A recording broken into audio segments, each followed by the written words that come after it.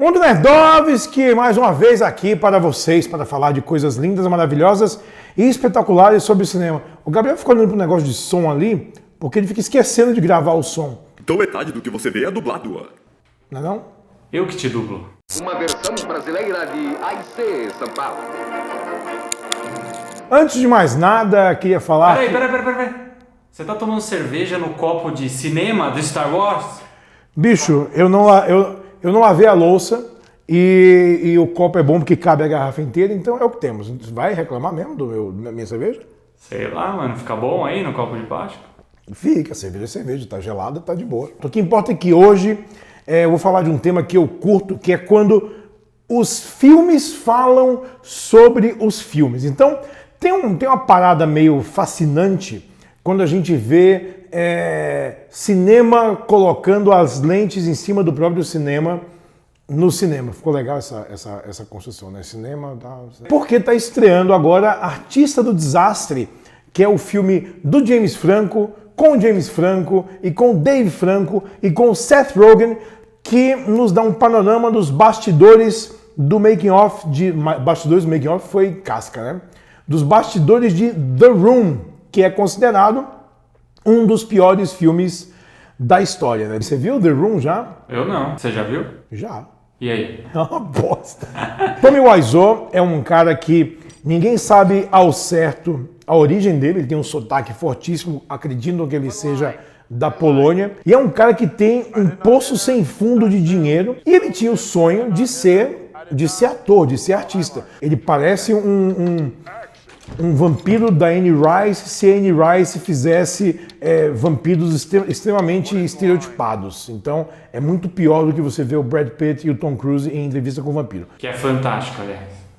O quê? Entrevista com o vampiro. Eu sei. Ah, então tá bom. Achei que você tava falando mal. Não. A gente concordou. Olha só!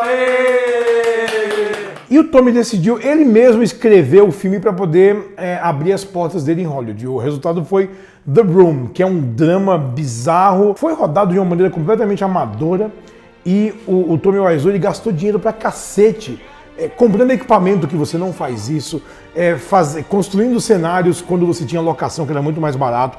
Foi um amador e um aventureiro com o bolso muito fundo. E ele manteve, bancando do bolso, o filme em cartaz por 2 semanas, que era para qualificar para ser indicado ao Oscar. Só que uma coisa aconteceu. Quando The Room estreou e algumas pessoas assistiram, eles perceberam que o filme era tão ruim que era até bom.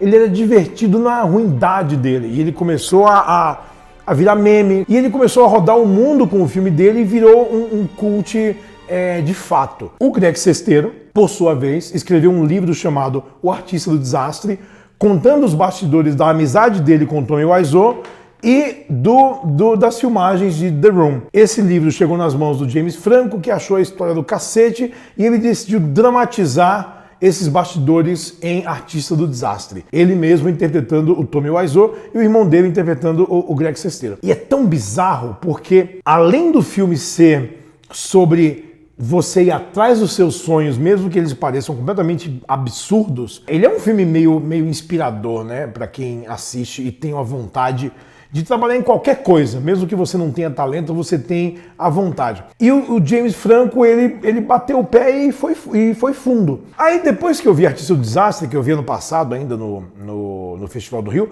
eu comecei a lembrar de outros filmes sobre cinema e que falam sobre cinema. Então, eu vou jogar aqui alguns filmes que falam sobre cinema que eu adoro, tipo A Rosa Púrpura do Cairo, que é uma fantasia maluca sobre uma menina que ama cinema, que se apaixona pelo protagonista de um filme que ela tá vendo todos os dias e ele sai da tela para viver um romance com ela. Congela naquele momento que eles não podem sair daquela cena enquanto o cara não voltar. É uma coisa meio pirada. Eu gosto muito do nome do jogo, é sobre um gangster que ele vai para Hollywood, para Los Angeles cobrar uma dívida e ele percebe que o mundo do cinema não é tão diferente assim do mundo dele. Ele fala, eu acho que eu levo jeito para esse negócio de produzir filme. Ao mesmo tempo que Boogie Nights, que também traz bastidores do cinema pornô nesse caso, que é uma obra-prima do Paul Thomas Anderson, que é um absurdo falar uma obra-prima de um homem que tem várias obras-primas, que traz o Mark Wahlberg como um cara cuja maior habilidade era ter um grande. E ele se torna astro de cinema pornô numa época de excessos até a decadência dele nos anos 80. É um filme que eu acho muito legal. Sobre filmes que falam sobre filmes, eu acho que vocês têm que assistir O Jogador, do Robert Altman, que é sobre um chefe de estúdio, né, um cabeça de estúdio, que ele recebe uma ameaça de morte e meio que tenta mobilizar as forças dele dentro do estúdio e nos bastidores de um filme para descobrir quem que mandou aquilo para ele, né? É uma coisa meio pavorosa, ao mesmo tempo que ela é muito detalhista no modo como mostra as relações de poder dentro de um estúdio de cinema. Eu gosto de A Sombra do Vampiro, que é uma dramatização absurda das filmagens de Nosferatu, do Murnau, né, que é o primeiro filme de vampiro, assim, com o Drácula. Era o Drácula, mas era um plágio, então eles criaram o Nosferatu para poder diferenciar. A grande parada desse filme, que foi produzido pelo Nicolas Cage, é que o ator que o Murnau, né, que é interpretado pelo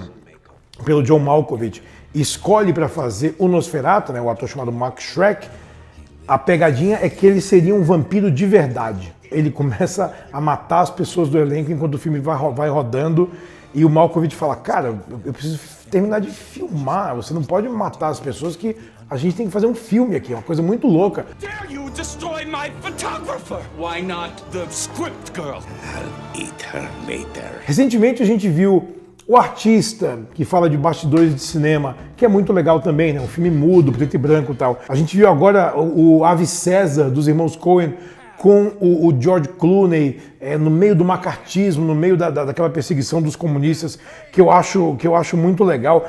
A gente viu Formidável, recentemente, né, com o Luiz Garrel fazendo o Jean-Luc Godard, que é muito mais uma biografia do Godard do que apontar o bastidor de um filme específico. Eu gosto muito de Os Picaretas, do Frank Oz. Você viu esse, não? Você não viu nada, Gabriel? Você tá falando grego aí pra mim. Os Picaretas do Frank Oz, é com o Steve Martin e Ed Murphy. Já vi. Ele filma sem o Ele, Ed Murphy ele que quer é o filmar astro. com o maior astro do cinema e ele filma sem o cara saber, o cara começa a enlouquecer, né? Põe um selinho de filme da hora aí, porque Os Picaretas é da hora. Awesome. Nessa pegada cômica eu gosto muito de Trovão Tropical. Trovão Tropical é sobre um filme do maior astro de cinema que quer fazer um filme sério e ele acaba num lugar que está tendo realmente um conflito, tipo no meio do Vietnã, um negócio assim. O elenco é incrível, o filme é incrível. Eu lembro de A Última Loucura, de Mel Brooks. Olha como as coisas são. Eu vi esse filme no cinema quando eu tinha uns 9, 10 anos, que é o Mel Brooks tentando fazer um filme mudo. E eu achei muito louco na época, eu revi não faz muito tempo, e ele continua muito louco, tem um elenco muito foda, e o filme inteiro mudo. O Novo Pesadelo, foi A Hora do Pesadelo 7. A Hora do Pesadelo 7 foi quando o Wes Craven voltou pra série, que é sobre ele escrevendo o roteiro de um novo pesadelo. Então a ideia é, Freddy Krueger é um demônio que ele só é aprisionado enquanto as pessoas criam ficção em cima dele. É um filme muito legal e que pouca gente viu também. Is Freddy really dead? Outro filme que pouca gente viu foi Coração de Caçador, do Clint Eastwood, que ele faz meio que o John Huston. Ele é sobre um diretor de Hollywood que vai para a África filmar, né? Em teoria é o John Huston indo filmar uma aventura na África, e ele fica obsessado. Não ri de mim, eu vou rir. Ri com o Coringa agora, vai lá. Esquece. Esse é o Coringa do desenho animado, né? Esse é o Coringa Mark Hamill. Ficou bom, ficou bom.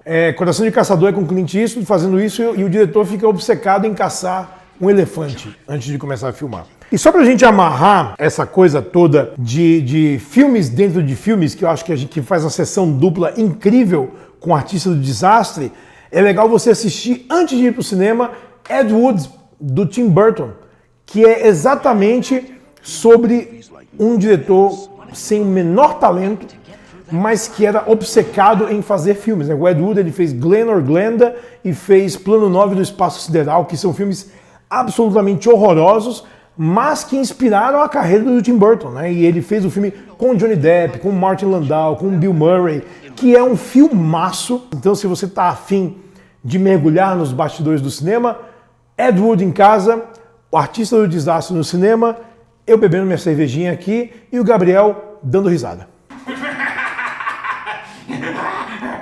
Acho que essa ficou melhor, hein? Ficou mais melhor. doida. Mas para.